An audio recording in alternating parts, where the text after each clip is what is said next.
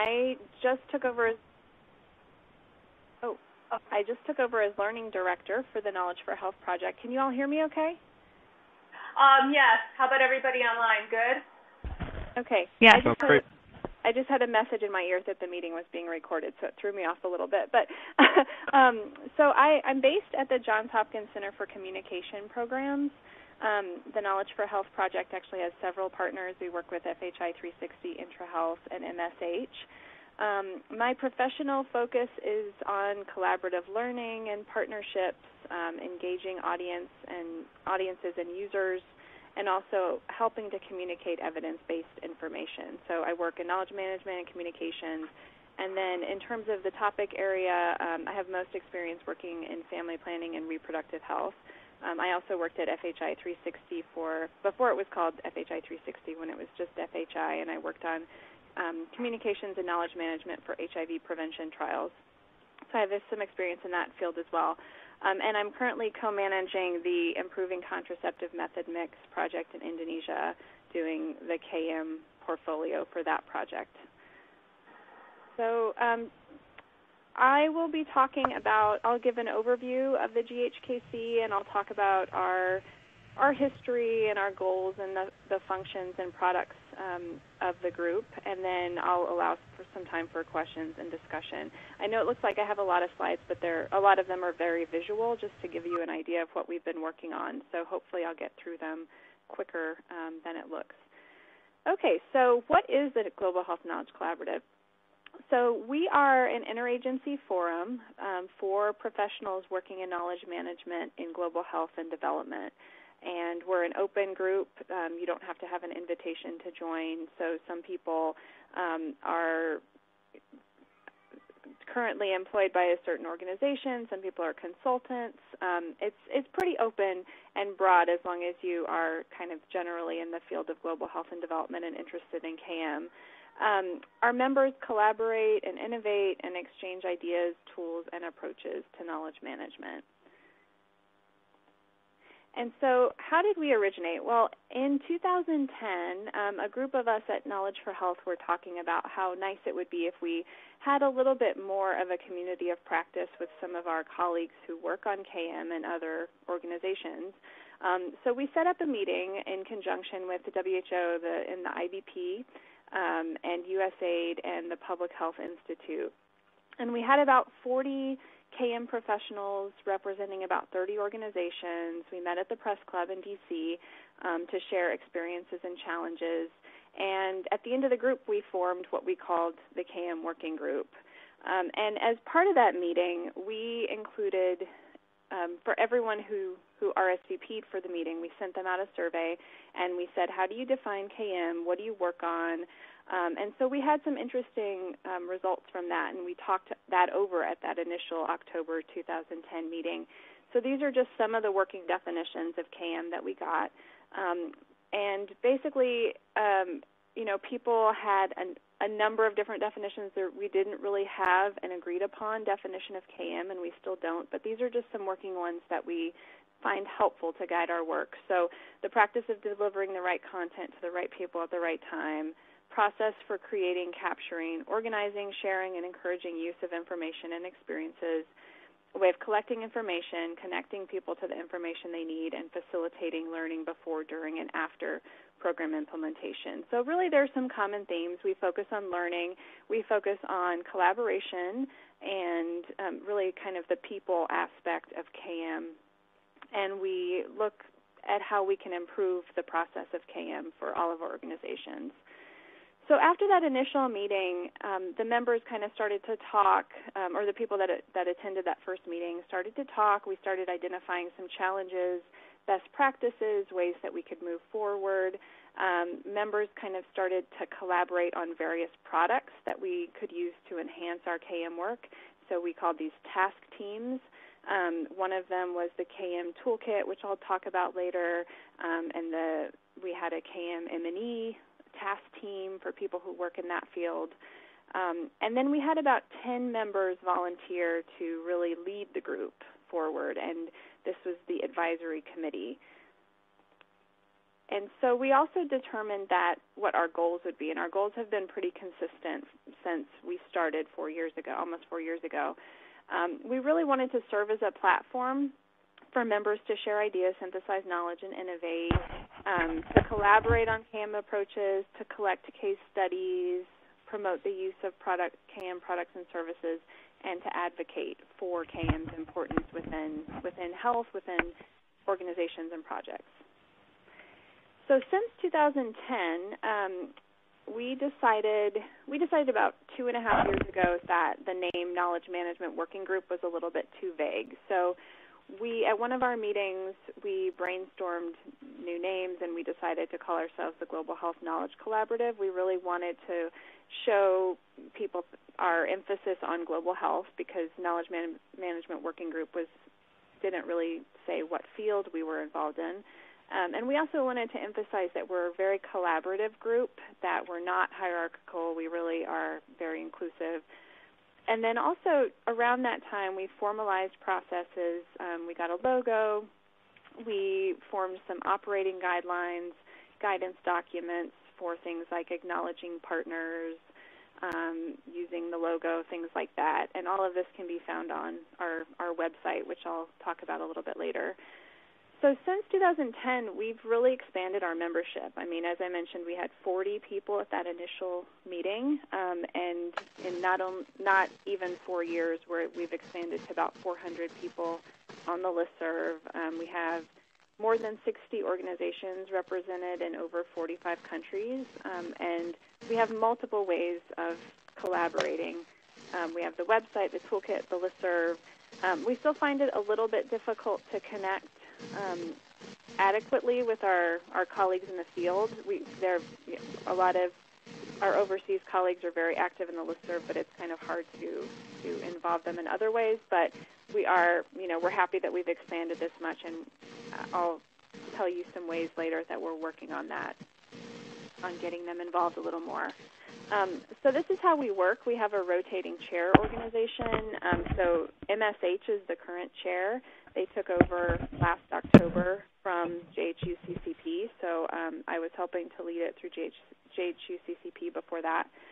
We have the advisory committee that I mentioned that kind of oversees the group, but we're very participant-driven. So, we have our meetings are about every quarter, and they're very working style meetings. So if someone brings up an idea and they want to lead it, and the group is okay with that, then we really encourage our members to step forward and really lead a lot of the activities, and to kind of guide the direction of the group.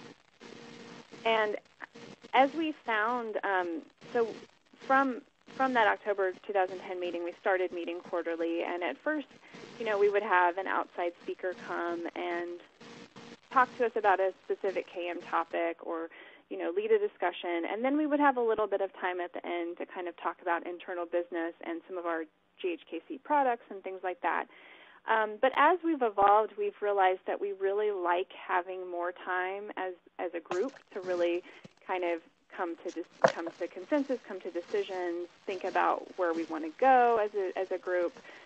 So we've kind of inverted that. So sometimes we have outside speakers come to the group. Often we don't. Often we just have time for group collaboration and discussion. And then we save the outside speakers often for our monthly webinars. And we found this to work really well. And I'll get into a little bit more detail on these two things later. So as I mentioned earlier, we have task teams. They're deliverable-based. So if someone recommends a certain product and they form a task team around it, and the product is complete and disseminated, the task team usually disbands. So it's really kind of a time-bound activity. We also, as I mentioned earlier, have the active Listserv. We have a website, and we have Twitter and Facebook to keep in touch with our members.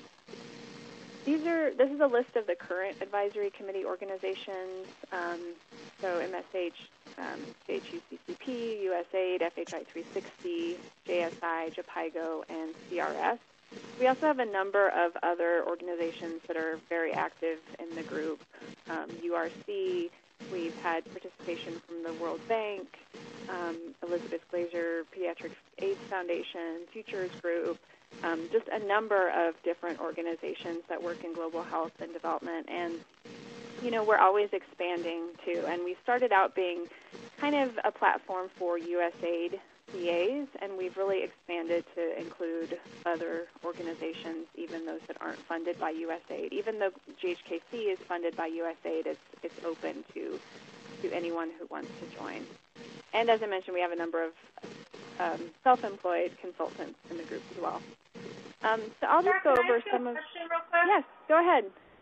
For the advisory committee, how are those organizations selected? Are they elected? Do they just volunteer? Are they appointed by you guys? How does that work? Yeah, that's a good question. So this group is actually the same group that was that initially volunteered at the October 2010 meeting to take the group forward. So really, at that time, we said, okay, so we decided we wanted to have a working group. Who's going to lead it? Who's going to be on the advisory group?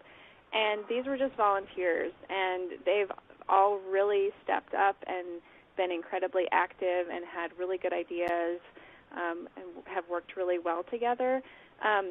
We are currently kind of working out the kinks in this system because we have had, we have a rotating chair, and so we changed chairmanships from CCP to MSH last year. And at the same time, we opened up the advisory committee to other people, but we still haven't figured out the exact best way to go about that, if we want to have a vote. So that's something we're sort of still working out. But we have had a few other organizations interested in joining the advisory committee. So we'll probably make that into a rotating position as well. But we're still kind of working that out. So if you all have ideas about how you do that or how you think we should do that, let me know. So I'll just talk about some of the functions that we have. We basically divide our work into these 4 categories. So I'll talk a little bit about our collaboration first. So our activities are overseen by the chair organization and the advisory committee, but as I mentioned, we have these task teams made up of various members who are interested in a particular topic or coming up with a product. And so I'll just give you a couple of examples of some of the task teams and what they've produced. So after that initial meeting almost 4 years ago, we had a group of people that were really interested in putting together a knowledge management toolkit that was specific to global health and development. We felt like there were a lot of KM tools out there and best practices, but they weren't really collected anywhere, and they weren't really put in the context that we wanted them to be. So we formed this group. Again, these were volunteers from that first meeting, and they came together. They met, I think, bi-weekly for maybe 6 or 8 months and really worked hard to pull together some materials, review them. They did have to write some synopses of them and kind of figure out the best structure for the toolkit. And then eventually the toolkit launched in the summer of 2011, and it's been updated quarterly since then. And then we've added some things that we thought were missing. For example, a tab on helpful technology for KM, and we've added some case studies as well. So this is what the toolkit looks like. You can find it on the K4Health website, just k4health.org/toolkit/KM, and I'm sure it will have a lot of helpful information. If you haven't already checked it out, please do, and if you have any recommendations for things for us to add, let me know. So as I mentioned, one of the things that we added were KM case studies. So after the toolkit had been live for about a year, we really noticed that one thing that everybody mentioned who went to the toolkit was that, it would be really nice if we had some stories of people who have actually used KM in their projects and activities and how that worked for them or didn't work. And so we formed a task team, and there were about 10 of us, and we really collaborated to find these stories that we could highlight. So we published 8 of them.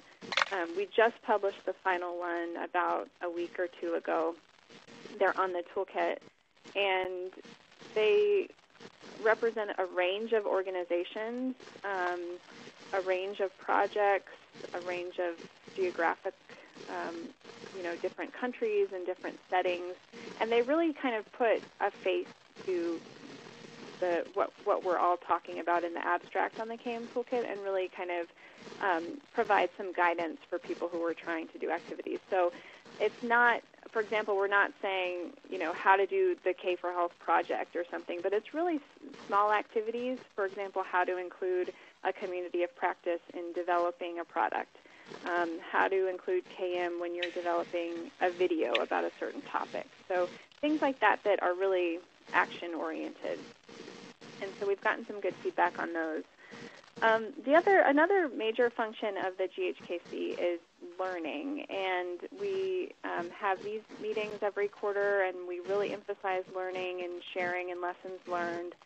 We also focus a lot on practicing some KM approaches. So that what you see on the right side of the screen is a group about 2 years ago at one of our meetings doing an open space session. And I don't know if any of you have used that technique, but it's sort of like knowledge cafes. But it's a very informal way of exchanging information. And actually, during that open space session is when we decided that we needed to rename our group.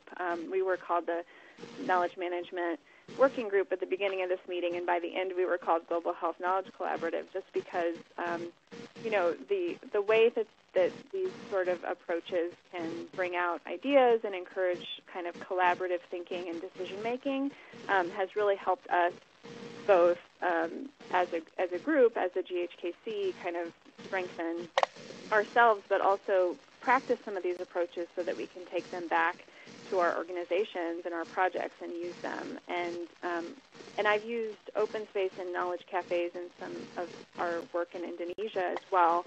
And so this is kind of a good way to practice with kind of in a safe environment and ask questions as you go, and then kind of take some of these approaches out into the world. Another thing that we've done is we've had these monthly webinars. These are just some examples of some topics that we've highlighted. Our most recent one was on taxonomy, and sometimes we have members of the GHK See who volunteer to lead these webinars. Sometimes they're people from outside the GHK See, but we really try to collect information from our members about what they want to know about, and then try to reach out to people. And sometimes if we have the expertise, within the GHK See, we ask those people to present. If not, then we kind of branch out. But these have been really successful. We have approximately 40 to 50 people join every time we have one, and we have a lot of time for discussion. So we've been really happy with those. We have the GHK See website as well, which it serves a different purpose from the KM Toolkit. So the KM Toolkit is really a place where you can go to learn about what KM is, how you can use it in your work. You can find tools and resources, and the case studies and things like that. This website is more a collaborative platform for our GHK See members. So we have resources, we have a blog, we have events, and sometimes we use it to promote the GHK See. So we send out tweets about a new blog post that we might have. But generally, it's really kind of a platform for us to share information with each other. So this is just an example of a blog post. We generally have 1 or 2 blog posts a week. So also in the sort of learning area of the GHK See, we've partnered with a number of other groups, and one of them is USAID's Bureau for Policy Planning and Learning. And this is Stacy Young speaking at a share fair that we held last year. And so we've really worked a lot with her, and she's given us the opportunity to comment and give feedback on some of the strategies that she's working on. So it's really been mutually beneficial, and it gives our members a chance to learn about KM from the donor perspective, which has really been helpful. So another major learning event that we had was last year's GHK See Share Fair, which we held at the FHI 360 office in D.C., and this was a really exciting, fun event. We hadn't ever done anything like this. It was a full-day symposium, and we had about 200 global health and KM practitioners. We had people from other sectors as well, which was great. Some of you all might have been there. And we really had a lot of hands-on interactive sessions. We had some plenaries in the morning, and then we offered people the chance to learn techniques such as net mapping, needs assessment, things that they could really learn, apply in their work. So these are just a couple of participants at the Share Fair in this photo here talking, and then we had a graphic facilitator come to the meeting, and we had two graphic facilitators actually, and so they pulled together, instead of meeting notes, we had this really cool graphic that we shared, and I apologize, you can't really read any of it right now, but basically, they followed all of the plenaries and they got notes from all of the breakout sessions, and so they pulled together this really cool graphic kind of depicting what the day was about, and we've used a lot of these graphics in our presentations about KM, and so it's been kind of a fun way to visualize some of what we've done. So this is the group, again, at the Share Fair, and we had a lot of great feedback from that event.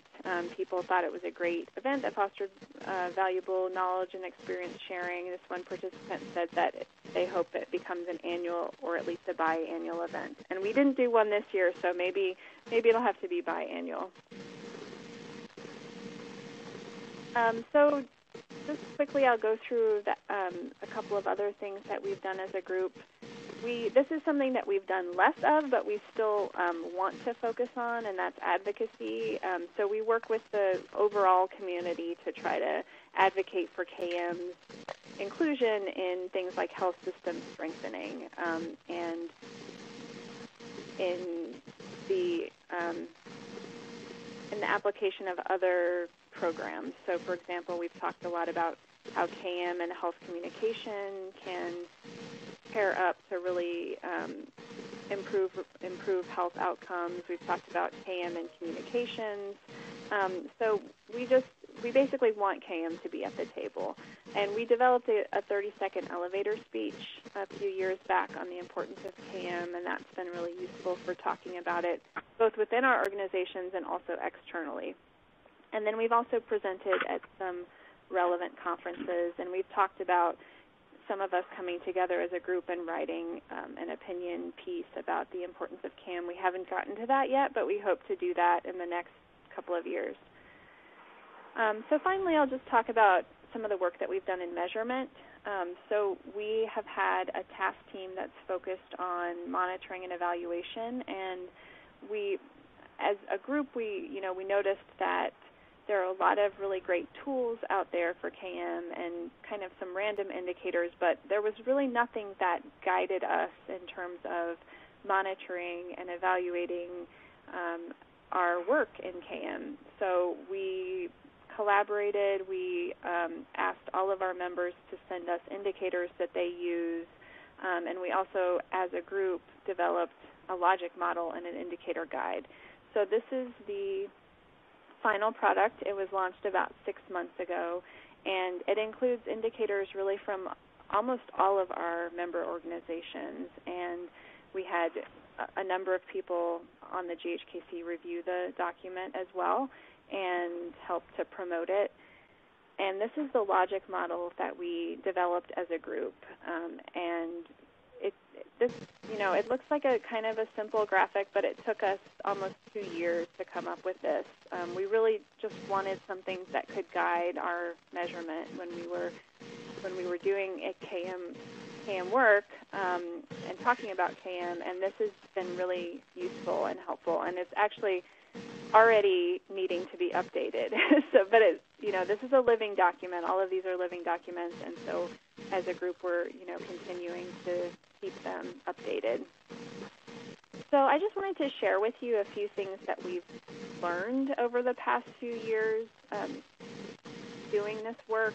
The first challenge that we've really had, and it's been a pervasive challenge, is how to really fully include our colleagues who are outside of the U.S., particularly those in low and middle-income countries. And there are a few things that we've done to try to overcome this challenge. The first thing is that we really did develop case studies with our colleagues in the field.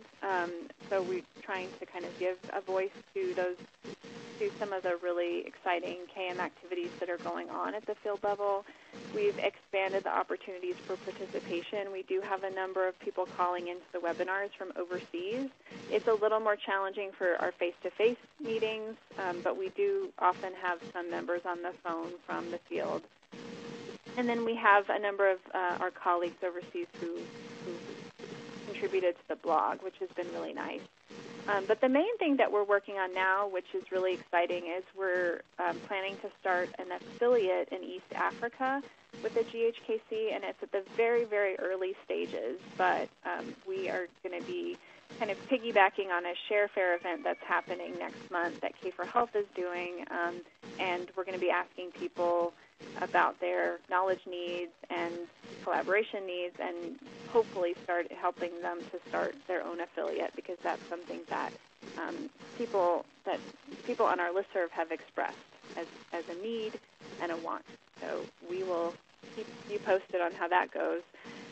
The next challenge that I wanted to talk about was kind of how can we avoid preaching to the choir? How can we avoid having the same people at all of our meetings? And there are a couple things that we've done to try to avoid this problem. And the first one was holding the KM Share Fair. And it was open to everybody working in KM, global health development, combination of those things. And it really did allow us to have a broader audience, and we've seen some new faces at our meetings, which is really exciting. We also, have tasks. The way that we structure our task teams, I think, encourages people to get involved who may kind of be wallflowers at some of the meetings and then have a great idea. And when they have a great idea, we ask them to, please help get it done, because most of us don't have LOE to actually participate in the GHK See. So we just kind of, hoping that people will volunteer for some of these activities, and that's worked really well. And I think in the spirit of collaboration, we always kind of ask these new people to get involved. So I also wanted to mention that, this is the last thing we learned. So we've struggled for the past few years on, how do we sustain the group? We've had a lot of momentum, we've had a lot of great participation, but we don't want that to slide. So how do we really make sure that this group is, remains functioning, and, how do we kind of keep the momentum going? So a few things that we've done is developed operational guidelines so that when a new chair organization takes over, they know kind of what to do, and all of those things are written down. As I mentioned, we're still kind of working on how our advisory committee works, but when we figure that out, we'll write that down too. We really make sure that our decisions are made openly. All our meeting minutes are posted. All of the major decisions we try to make at our face-to-face meetings, and so I think that really encourages people's involvement, because they feel like they're involved because they're included in all of the decisions. And we've also really tried to cultivate a base of passionate KM leaders. So when we see someone at a meeting who really kind of seems to be enthusiastic and wanting to do great things, we really try to include those people and, invite them to kind of step up and create a document or, present at the next meeting or something, and really kind of try to cultivate that base. So this is a long quote. I won't read the whole thing, but it's from one of our advisory committee members, Erin Brookhusen from JSI, and she talks about how important the GHK See is for helping to teach and provide useful tools to set up and scale up solid approaches and to reach the target audiences and stakeholders. And so we try to keep that in mind. We try to keep the end user in mind and kind of the overall goal of improving global health in mind, and I think that's what has really brought us together as a group. So just going forward, we are going to be setting up this East Africa affiliate. We would love to set up affiliates in other regions as well, and we've been partnering with other groups. We've had the World Bank at some of our meetings. We've been partnering a lot with USAID over the past few years. I mean, they're funding the group, but we're also kind of reaching out to other people who work there. And also just continuing to promote and improve the products that we currently have. The Toolkit is always needing updating. The list of indicators will change. So we just, want to make sure that those things are current and that they're useful to KM practitioners. So I just wanted to mention that the GHK See, again, is supported by USAID through the Knowledge for Health project. And that's pretty much it. I'm happy to, answer any questions that you might have. I'm sorry if I went slightly over time. I just wanted to give kind of a comprehensive update of what we're working on and where we came from. No, that's fine. Thank you, Sarah. That was very informative. First thing I think I'd like to do is, were there any questions online, Patrick, that jumped out at you that you'd like to say? Or Aaron had a question, okay. I think, and anybody else who's online, you should feel free to ask questions. You might notice that on your screen there's a little microphone symbol, and if there's a red cross through it, that means you're muted. So you might have to right-click on that and then unmute yourself.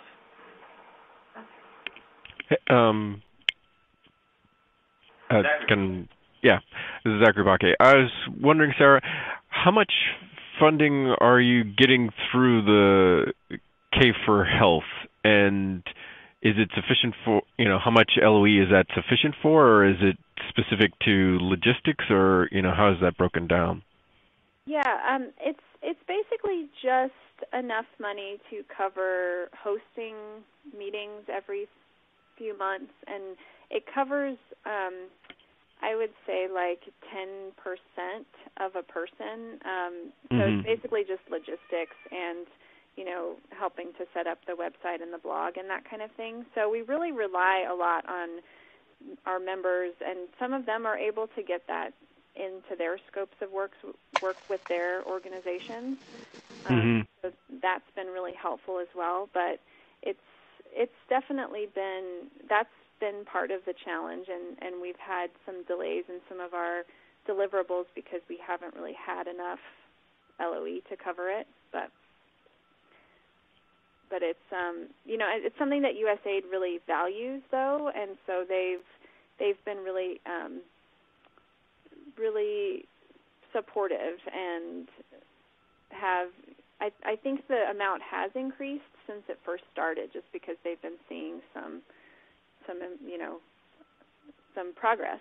So they, clearly want to see more and have been giving us a little bit more for that kind of thing. Okay, cool. One of the things that Aaron brought up in the chat box was he was just curious, the meeting that you all put on last year, how much effort did it take? What went into putting that on, and how much resources and time? Yeah, that's a great question. So that was actually something that USAID we wrote into the K for Health work plan, and that we had an extra lump of money from USAID specifically for that meeting.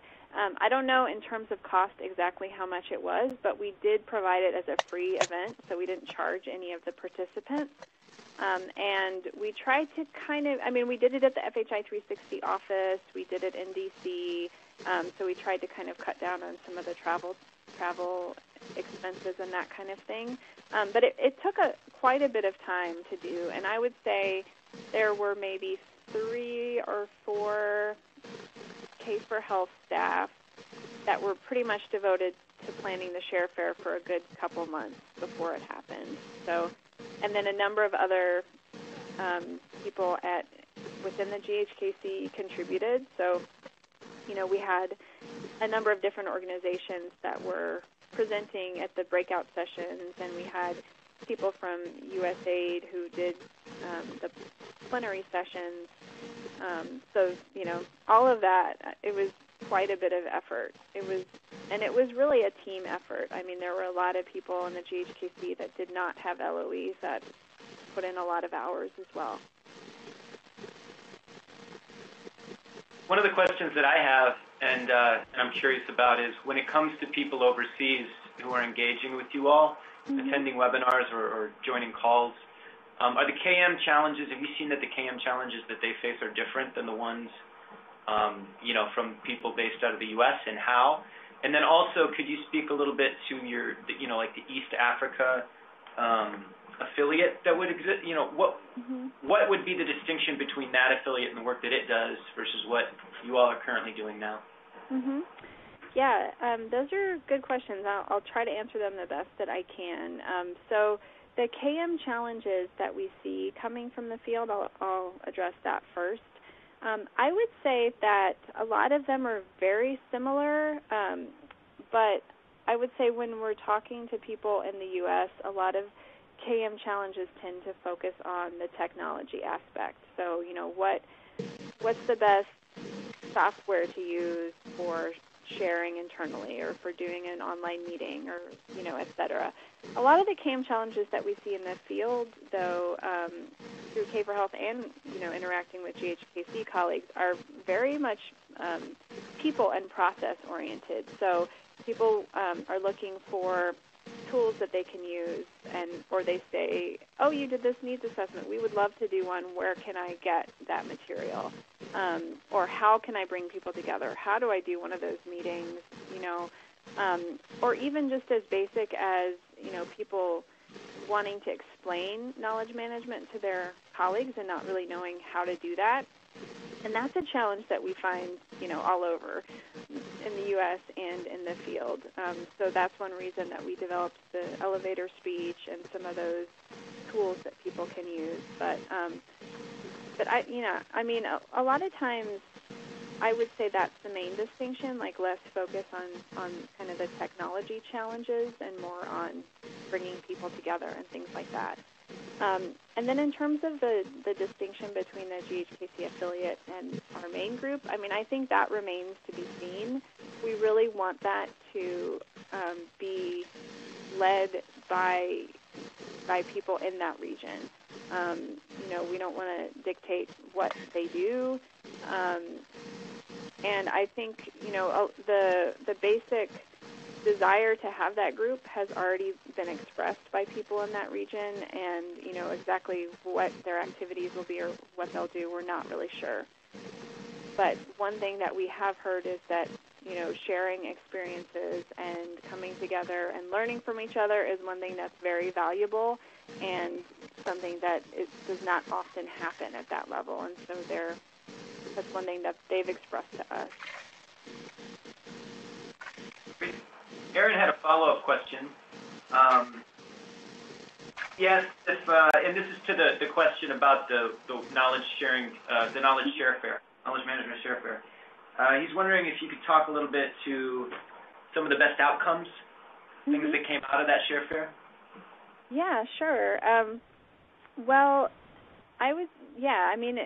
lot of things came out of it. It was a really action-packed day. I think if we did it again, I think I would want to do it in 2 days because we tried to cram a lot into one day. But really, the 200 people that were at the meeting, there was just a lot of momentum. There was a lot of excitement. One of the main things that came out of it was really talking about, how do we advocate for KM? A lot of times KM is cut from budgets, and it's one of the first things to go. And so how do we really make the case that it is important and that, it contributes to health outcomes and that kind of thing. So we tried to develop language around that.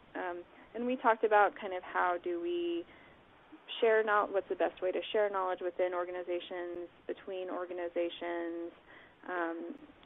So it was very focused on that kind of process, I would say, and it was really a starting point. I think more questions came out of it than answers, but it kind of helped us. It helped the GHK See forge its way forward, and it also kind of helped, I think, some of the members think about how to talk about KM and how to advocate for KM. Does anyone else online right now have a question? Yeah, I do. Okay. I was wondering if you could tell us more about the makeup of your membership. Are most people, do they have KM as a part of their job description, or are they just finding value in KM tools and practices and they find you guys that way? Yeah, that's a good question. I would say most people have KM as part of their job description. One thing that we've noticed is that quite a few members they wear two hats. They are kind of communications and KM professionals. And so for a while we were thinking, well, maybe we should merge with the HIPNet group. I'm not sure if you all are familiar with HIPNet, the Health Information Publications Network. And after a lot of thought, we decided we needed to remain two separate groups because they do more communications with an S and publications and that sort of thing, and we do more knowledge management. Excuse me. So I would say that, yeah, a lot of our members have the communications background, but do a lot of KM. And some people come to the meetings who don't necessarily do KM but want to learn about it or want to do more, or find that they are kind of tasked with KM without actually having a background in it or the tools. So, but almost everybody who's come to the group has been really passionate about KM in one way or the other. If I could follow up on it, this is Sheila. One thing that I find is interesting, like when you were showing the list of webinars, you had things like taxonomies and needs assessments, and these are very kind of general KM topics. And so I'm wondering, how do you get people that are in knowledge management who might look at, like I know if I looked at the title and I saw Global Health Knowledge Collaborative, I would think, oh, this is for global health practitioners and not so much for me, because I work in food security or I'm just a general KM person. So how do you kind of get those folks involved too so that you can let them know that what you're doing is for everybody? And yes, there are times when there is a global health bent to things that it really can be applied to just general KM, or if you're working in KM and food security or different technical area. Yeah, I mean, I think that's one thing we could actually do more of. We have had a number of people come to the meetings who work kind of in a larger development field. Zachary has come to a few of our meetings. But I think we could probably do more outreach to let people know that, our materials might be tailored to the global health audience, but applicable for a larger number of folks who work in development. And I think we could probably do a better job of that. We have had a lot of recent interactions with the World Bank, and we had Shobha Kumar come from the World Bank to our last meeting to talk about their new Art of Knowledge Exchange guide, and that was one of the best sessions that we've had. And we actually talked a little bit after that, how can we broaden our group a little bit? I mean, we're kind of torn because we feel like there are a lot of KM materials out there that need to be tailored specifically for global health, but then we also don't want it to be too narrow. So I think that, that's something that we're kind of still trying to work out. Does someone online have a question?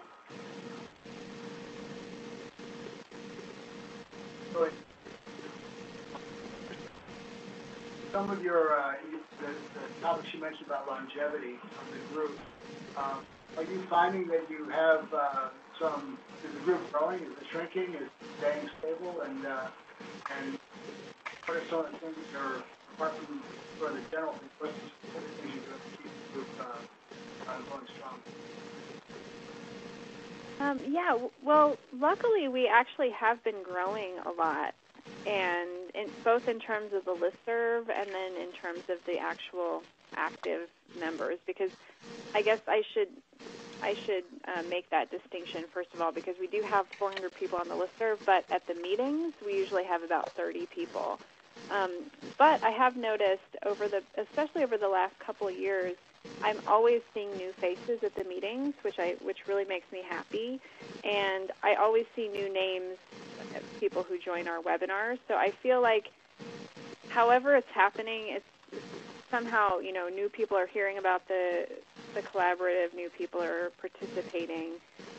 And so I think our main concern about longevity is just that we keep up that momentum and that we don't let it, that we don't let the group kind of fizzle out. So we try to make sure we have a meeting every 4 months at the most, and that we keep the listserv active. And those are the main things. We just kind of don't want we don't want the momentum to stop.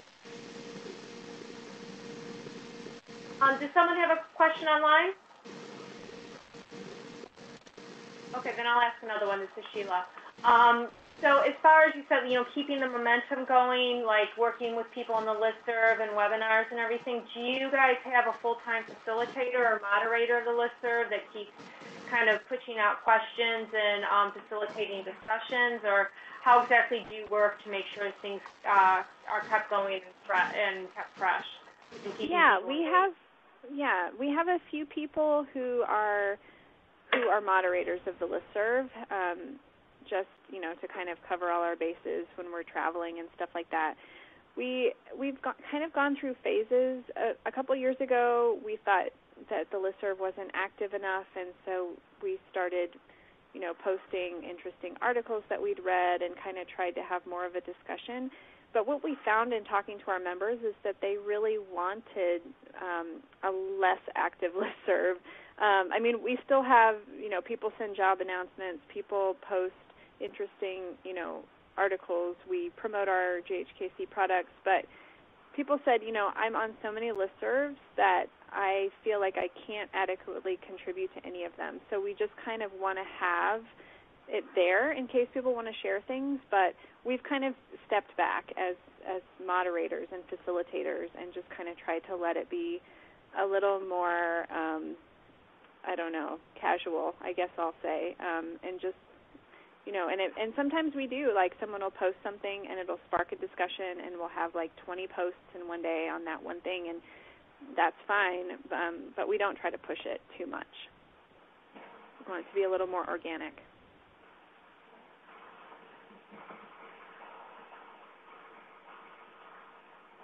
Anyone else have a question or suggestion or something? Can we hear the elevator speech? Yeah, that would actually be good. Can you recite the elevator speech for us, Sarah?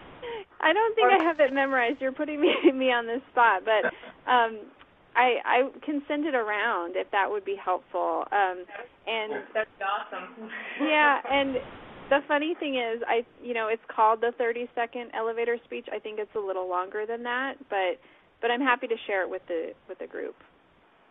That would be great. I think that's something we would all really like to know how to do, how to talk about KM in 30 seconds or less, or maybe even a little bit more, and the benefits of it, why you should do it and everything. So. Yeah, and I think we actually need to update that. It's been a few years since we published it. So if you have any recommendations on how to improve it, let us know. Okay, great. And I had another question about the East Africa affiliate. What does this look like? Are you guys looking at, kind of doing an offshoot so there would be a separate collaborative space and listservs and webinars, or are you really trying to put things under one umbrella? How exactly where are you in the planning process stage, and what do you envision for it with it? Yeah. Well, we're fairly early in the planning process for that, and at our last face-to-face GHK See meeting, we had a lot of discussion about it, and I really think that we will keep the overall GHK See umbrella, so the affiliate probably won't do their own webinars, have their own website or anything like that, but it'll be mostly for the face-to-face meetings to occur, because that's one thing that we've heard from a lot of our members, and we have a lot of members in that region, which is why we're starting in the East Africa region. But we've heard from them that they like being on the Listserv, they like the website, they like the tools, but they really wish that they could go to a meeting and do some of these activities because it's not really the same on the phone. So I think we're going to start there, and we'll see kind of how it grows, who's participating, and if they feel like they want to branch out and be something completely different and have their own website and all of that, then they can do that then. But I think we're going to just kind of try to start small.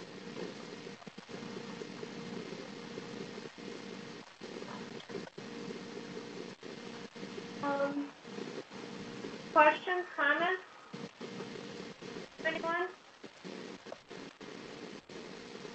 Okay, I think that's good. Thank you, Sarah. Yeah, thank you so much, Sarah. We really appreciate it. You're welcome. Thank you for having me. And please look at the Global Health Knowledge website and the Toolkit if you want more information. There are definitely things that I couldn't really cover in too much depth. So. And just real quickly, for all of our information, if we go to the Global Health Knowledge Collaborative website, is there a way for us to sign up for, so we can be notified through email when you're having learning events or webinars for things like taxonomy or anything else? Yes, I think it's on the front page, actually. There should be a link to join it's to join the Listserv. Okay. Yeah, so that's the main way. But you could also just visit the website regularly and find out about those events if you don't want to be on the Listserv. But the Listserv is the main way to find out about, when we're having webinars, meetings, that kind of thing.